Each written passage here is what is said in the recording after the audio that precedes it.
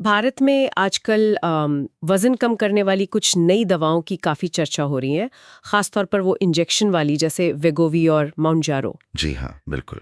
तो आज हम बोल्ड ब्रेन स्टूडियो के तैयार किए कुछ नोट्स पर थोड़ी गहराई से बात कर रहे हैं। ये नोट्स इन नई मतलब GLP-1 दवाओं को इस्लामी नज़रिए से और शरिया की रोशनी में समझने की कोशिश करते हैं। हाँ, बिल्कुल सही कहा आपने।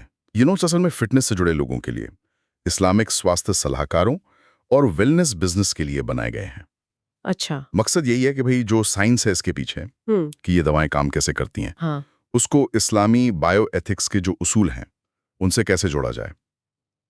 जैसे मकासद अल शरिया की बात होती है, मकासद अल शरिया, वो क्या है, थोड़ा समझाएंगे? जी, मतलब शरिया के जो ऊंचे मकसद हैं, जैसे जान की हिफाजत, मजहब की, अक्ल की, नस्ल और माल की, तो सेहत से जुड़े फैसलों में इन उसूलों को कैसे ध्यान में रखा जाए। अच्छा, तो ये जो GLP-1 दवाएं हैं, ये असल में काम कैसे करती हैं? बहुत टेक्निकल ना हो पर थोड़ा आइडिया मिले। हाँ, आसान भाषा में कहूँ तो ये हमारे जिस्म में एक हार्मोन बनता है, GLP-1। ये उसी की नकल करती हैं। ओके। तो ये हार्मोन क्या करता है? ये भूख को कम करता है और पेट जरा धीरे खाली होता है। अच्छा, तो पेट भरा भरा लगता है। बिल्कुल। तो उससे वजन घटाने में मदद मिलती है और डायबिटीज के इलाज में भी ये काफी इस्तेमाल होती हैं। समझ गई।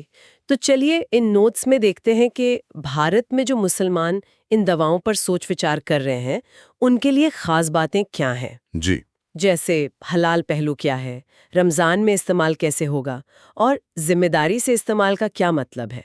मतलब ये देखना दिलचस्प है कि मॉडर्न मेडिसिन और मजहबी हिदायतें ये साथ साथ कैसे चल सकती हैं। हाँ बिल्कुल। नोट्स में जो सबसे पहली और शायद सबसे अहम बात है, वो है नियत की, इरादा। इरादा मतलब मतलब ये कि वज़न कम करने का मकसद सिर्फ दुनियावी दिखावा या बाहरी खूबसूरती ना हो। बल्कि असल मकसद सेहत को बेहतर बनाना हो, जो इस्लाम में भी बहुत जरूरी चीज मानी गई है। सही बात है, सेहत तो नेमत है। बिल्कुल।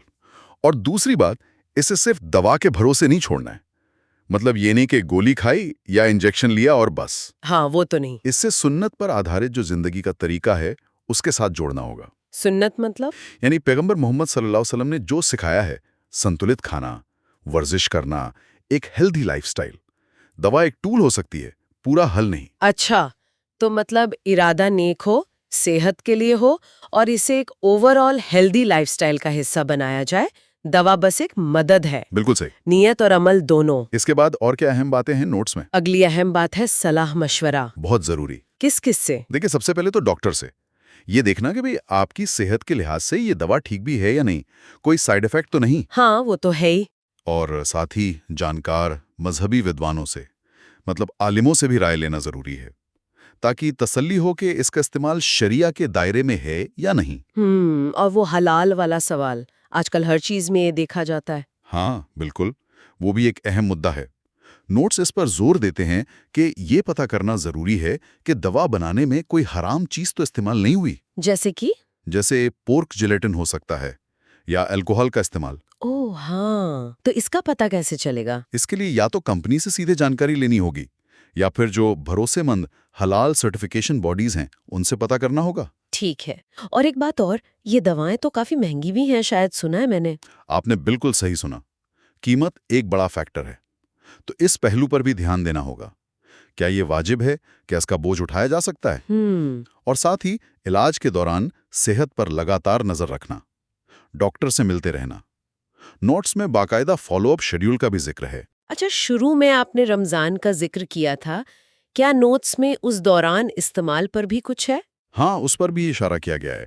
रमजान में रोजे होते हैं तो जाहिर है खाने पीने का वक्त बदल जाता है। हाँ। तो हो सकता है दवा की डोज या उसे लेने के वक्त में कुछ बदलाव करना पड़े। हम्म। बिल्कुल। इसके लिए रमजान शुरू होने से पहले ही डॉक्टर से और अगर जरूरत लगे तो आलिम से भी मशवरा करना बहुत जरूरी है, ताकि इबादत भी सही से हो और सेहत का भी नुकसान ना हो। ये तो वाकई ये बहुत काम की बातें हैं। लेकिन ये जानकारी सिर्फ नोट्स में ही ना रहे, इसके लिए बोल्ड ब्रेन स्टूडियो कुछ कर रहा है। जी हाँ, ये भी नोट्स में बताया गया है। बोल्ड ब्रेन स्टूडियो सोच रहा है कि इस जानकारी को आम लोगों तक कैसे पहुंचाया जाए, अलग अलग तरीकों से। जैसे इंस्टाग्राम पर कैरोसेल पोस्ट बना सकते हैं, छोटी छोटी रील्स, पॉडकास्ट के लिए टॉपिक्स सुझाना। अच्छा। और यहाँ तक कि वेस्ट एंड वर्शिप जैसे कम्युनिटी चैलेंज प्रोग्राम के आइडियाज भी दिए हैं। अरे वाह, मतलब प्रैक्टिकल एप्लीकेशन पर भी सोचा है। जी। और उन्होंने फार्मा कंपनियों और मस्जिदों के साथ मिलकर काम करने के मौके भी बताए हैं। मस्जिदों के साथ वो कैसे? हाँ, ताकि सही जानकारी और गाइडेंस कम्युनिटी लेवल तक, मतलब ज्यादा से ज्यादा लोगों तक पहुंच सके। मस्जिदों के जरिए सेहत का पैगाम देना। ये तो बहुत अच्छा नजरिया है, मतलब पूरी कम्युनिटी को साथ लेकर चलना। बिल्कुल, ये दिखाता है कि कैसे इस जानकारी को सिर्फ कागज पर नहीं बल्कि जमीनी हकीकत में बदला जा सकता है। तो अगर हम इस पूरी चर्चा को समेटें तो मुख्य बातें जो खासतौर पर ध्यान में रखनी चाहिए वो क्या होंगी? देखिए, मेरे ख्याल से कुछ बातें बिल्कुल साफ है। पहला, नियत की स्पष्टता, मकसद सेहत हो। दूसरा, सलाह मशवरा जरूर करें, डॉक्टर से भी और आलिम से भी।